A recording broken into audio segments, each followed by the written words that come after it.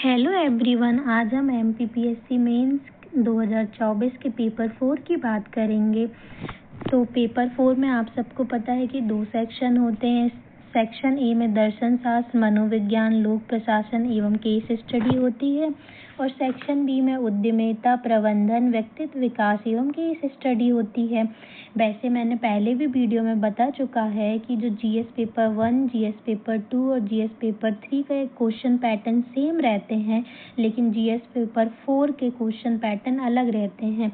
इसमें आते तो 3 वैरायटी के ही क्वेश्चन हैं, पर इसमें आपको देखना पड़ेगा कि 2 मार्क्स के 16 क्वेश्चन आते हैं और 7 मार्क्स के 8 क्वेश्चन आते हैं और 11 मार्क्स के 4 क्वेश्चन रहते हैं और 18 मार्क्स का 1 क्वेश्चन आता है, ठीक है, जो कि केस स्टडी का रहता है। तो आपने अगर नहीं देखा होगा तो आप पुराना वीडियो देख लीजिएगा, बाकी मैंने आपको थोड़ी इन्फॉर्मेशन दे दी है, ठीक है। तो हम पहले सेक्शन ए की बात करते हैं, ठीक है।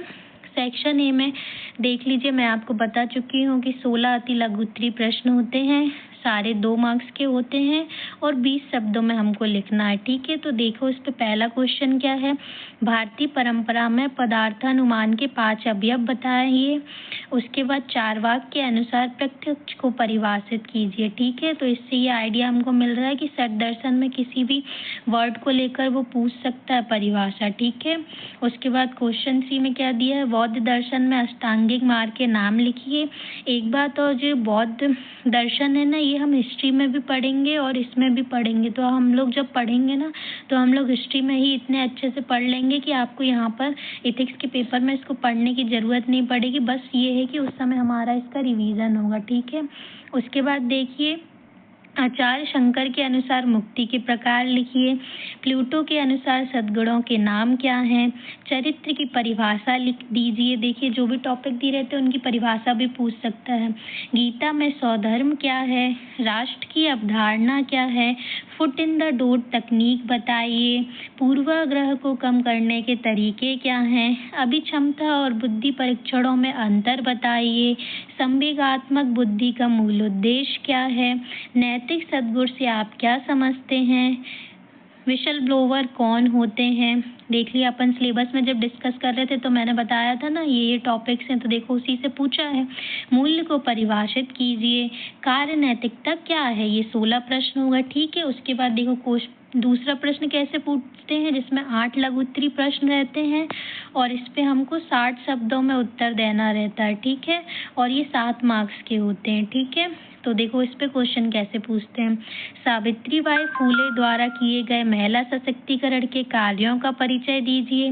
स्वामी विवेकानंद के अनुसार सार्वभौम धर्म की अवधारणा को लिखिए। राष्ट्र हित उसकी सुरक्षा में ही अंतर्निहित है, इस कथन की विवेचना कीजिए। तो इस पेपर में आपको क्या कर सकते हैं, वो कोई भी एक कथन दे सकते हो और फिर उसकी विवेचना करने के लिए कह सकते हैं, क्योंकि इसमें बहुत सारे, आपको पता है ना, पर्सनालिटी के बारे में दिया, तो बहुत सारी पर्सनालिटी ने बहुत कुछ कथन दिए हैं, ठीक है। तो वो पूछ सकते हैं विवेचना के लिए, ठीक है। गांधी जी के अनुसार अहिंसा की अवधारणा लिखिए। क्या बुद्धि लब्धि और संवेगात्मक बुद्धि के बीच में कोई संबंध है, समझाइए। अवसाद के लक्षण बताइए। प्रशासन में लोक सेवकों की नैतिक दुविधा को समझाइए। इब्राहिम ए मास्लो के मानवीय आवश्यकता के सिद्धांत का मूल्यांकन कीजिए। पूरे 8 प्रश्न हो गए। उसके बाद प्रश्न 3 में 4 दीर्घ उत्तरीय प्रश्न आते हैं, ठीक है। ये इनको हमको 200 शब्दों में लिखना है और ये 11 अंक के रहते हैं, ठीक है। तो इसमें देखिए कैसे क्वेश्चन आते हैं, इसमें मतलब और वाले रहते हैं, दोनों में से कोई एक करना रहता है, ठीक है। पहला क्वेश्चन, सद्गुण ज्ञान क्या है, सुकरात के अनुसार विवेचना कीजिए। देख लीजिए सद्गुण क्या है बताना है, और हमको वो भी किसके अनुसार, सुकरात के अनुसार। वैसे ही अलग अलग फिलोसोफर हैं, उनके अनुसार भी पूछ सकता है। और उसके बाद क्या दिया है, स्वामी दयानंद सरस्वती के सामाजिक दर्शन को समझाइए, ठीक है। दोनों में से एक करना है। शक्ति क्या है, इसके विभिन्न तत्व कौन से हैं, या प्रशासन में गीता का कर्म सिद्धांत कहाँ तक सहायक है। तो देख लीजिए, गीता की बुक पढ़ना बहुत ही इम्पोर्टेंट है।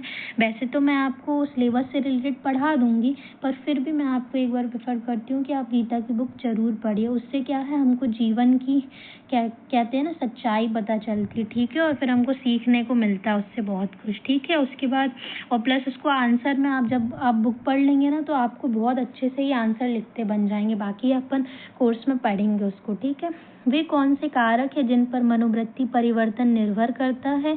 व्यवहार चिकित्सा के सिद्धांत विस्तार पूर्वक लिखिए। दोनों में से कोई एक। अभिप्रेरणा से आप क्या समझते हैं? आंतरिक एवं बाह्य अभिप्रेरणा के मध्य अंतर को समझाइए।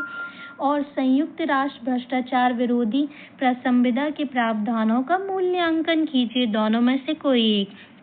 अब देखिए, मैंने कहा था कि इसमें दोनों सेक्शन में एक एक केस स्टडी आती है, तो एक केस स्टडी आती है, उसमें 6 प्रश्न रहते हैं, ठीक है, और उनकी शब्द सीमा 30 शब्दों में हमको आंसर देने रहते हैं, और उसके बाद 3 अंकों के रहते हैं, ठीक है, सारे प्रश्न। तो 6 या 18, ठीक है। अब देखिए, अपन ये केस स्टडी पढ़ते हैं, ऐसा वही पैसेज टाइप का समझ लीजिए। मनोचिकित्सा एक ऐसा उपचार है जो मानसिक और भावनात्मक विकारों का इलाज करने के लिए मनोवैज्ञानिक तकनीकों का उपयोग करता है। इसका उद्देश्य संघर्षों और समस्याओं पर संवाद को प्रोत्साहित करना होता है ताकि व्यक्तित्व विकास और व्यवहार में बदलाव किया जा सके। यह आमतौर पर एक लंबी अवधि का उपचार होता है जो पुरानी शारीरिक और भावनात्मक समस्याओं की गहराई से समझ पर ध्यान केंद्रित करता है। मनोचिकित्सा का ध्यान विशिष्ट समस्याओं पर नहीं बल्कि मरीज की सोच प्रक्रियाओं और उनकी दुनिया में होने के तरीके पर होता है। संक्षेप में, मनोचिकित्सा एक दीर्घकालिक उपचार है जो उन विश्वासों एवं व्यवहारों को संबोधित करता है जो अब मरीज के लिए लाभकारी नहीं है, जबकि बहुत विशिष्ट मुद्दों को भी मनोचिकित्सा में संबोधित किया जा सकता है। इसका फोकस ग्राहक की सोच प्रक्रियाओं और उनके अपने आप, दूसरों और दुनिया के साथ संबंध पर होता है। मनोचिकित्सा और परामर्श दोनों ही सहायक होते हैं और वे एक दूसरे के पूरक होते हैं। किसी भी दृष्टिकोण को अपनाया जाए, मनोचिकित्सा और परामर्श के बीच भिन्नताएं हैं, हालांकि इन शब्दों का परस्पर उपयोग समानताएं, विवाद या भ्रम को जन्म नहीं देता है। इंग्लिश में भी पूछता है, ठीक है। उसके बाद देखिए क्वेश्चन कैसे आते हैं। मैं अभी ये पहली केस स्टडी इसलिए पढ़ के बता दे रही हूँ, बाकी दूसरी मैं सिर्फ दिखा दूंगी, आप अपने हिसाब से देख लेना फिर, ठीक है। मनोचिकित्सा द्वारा क्या किया जाता है? मनोचिकित्सा का उद्देश्य क्या है? मनोचिकित्सा किस पर ध्यान केंद्रित करता है? मनोचिकित्सा के उपचार में आमतौर पर कितना समय लगता है? क्या मनोचिकित्सा और परामर्श एक दूसरे के विकल्प है? मनोचिकित्सा और परामर्श में क्या अंतर है? वैसे ये जो केस स्टडी आएगी वो जो ऊपर सिलेबस दिए हैं उन्हीं में से आएगी, पर एक बार आपको पैसेज को रीड करना है केस स्टडी को, और उससे रिलेटेड फिर आपसे बन ही जाएंगे आंसर, ठीक है। इसमें एक बात और, केस स्टडी में भी और का ऑप्शन रहता है, मतलब 2 केस स्टडी में से आपको एक करनी होती है। ये देखिए दूसरी केस स्टडी है, आप देख लेना। इसके भी देखिए आप 6 प्रश्न है, ठीक है, ये देखिए। उसके बाद हम सेक्शन बी की बात करते हैं, ठीक है। सेक्शन बी का पैटर्न भी सेम वैसे ही है कि 16 अति लघु उत्तरीय प्रश्न होते हैं जिनमें हमको 20 शब्दों में आंसर लिखना रहता है और प्रत्येक के लिए 2 मार्क्स मिलते हैं। तो इसमें कैसे क्वेश्चन आते हैं, देखिए। उद्यमिता को परिभाषित कीजिए। सबसे पहले तो उद्यमिता को ही पूछ लिया, उसकी डेफिनेशन।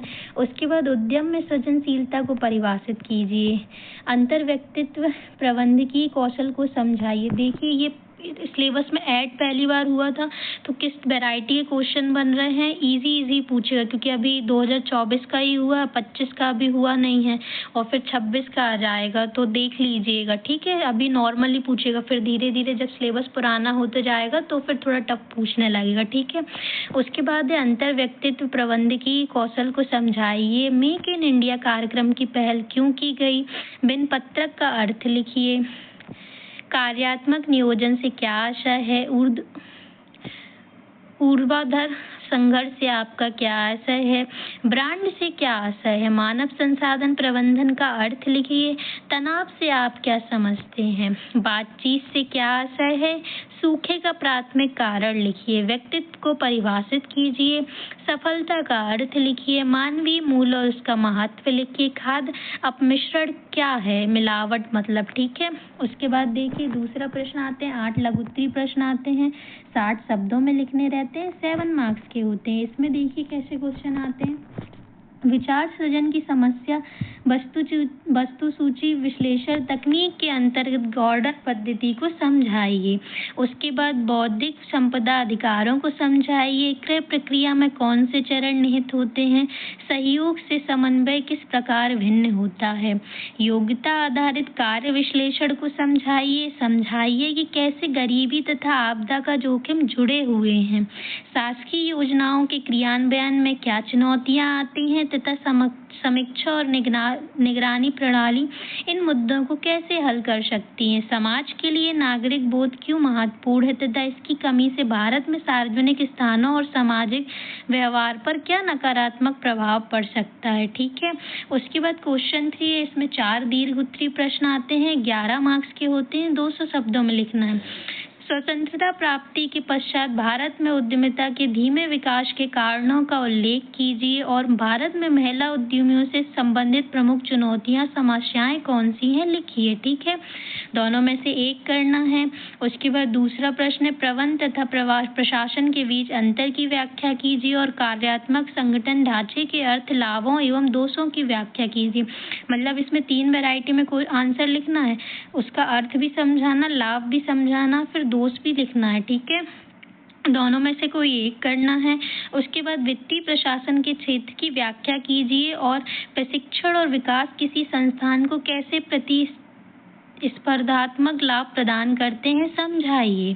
उस दोनों में से कोई एक, व्यक्तित्व विकास को प्रभावित करने वाले प्रमुख कारक क्या हैं तथा ये कारक व्यक्तियों पर अपने प्रभाव में कैसे भिन्न होते हैं और व्यक्तिगत रूप से असफलता के डर को कैसे दूर किया जा सकता है। ठीक है, दोनों में से कोई एक लिखना। उसके बाद देखिए इसमें भी केस स्टडी एक है और में आती है, 2 आपको दी रहती, दोनों में से एक करना है। 6 प्रश्न होते हैं, 30 शब्दों में आंसर लिखना है और हर प्रश्न 3 मार्क्स का होता है। ठीक है, तो ये देख लीजिए, जो ऊपर टॉपिक दिए रहते हैं उसी सिलेबस से आते हैं केस स्टडी। ठीक है, ये देखिए, ये पहली केस स्टडी है। ठीक है, उसके बाद ये है, इसके 6 प्रश्न है, 3 प्रश्न ये हैं, उसके बाद 3 प्रश्न ये हैं और उसके बाद ये दूसरा और में है। ठीक है, और में ये विश्वविद्यालय का दिया हुआ है और फिर उसके ये देखिए 4 प्रश्न हो गए, ये 5 और ये 6 प्रश्न हो गए। ठीक है, मैं आशा करती हूँ कि आपको पेपर 4 की जानकारी का आइडिया लग गया होगा। ठीक है, थैंक्स फॉर वॉचिंग। चैनल को लाइक करें, सब्सक्राइब करें एंड शेयर करें। Thank you.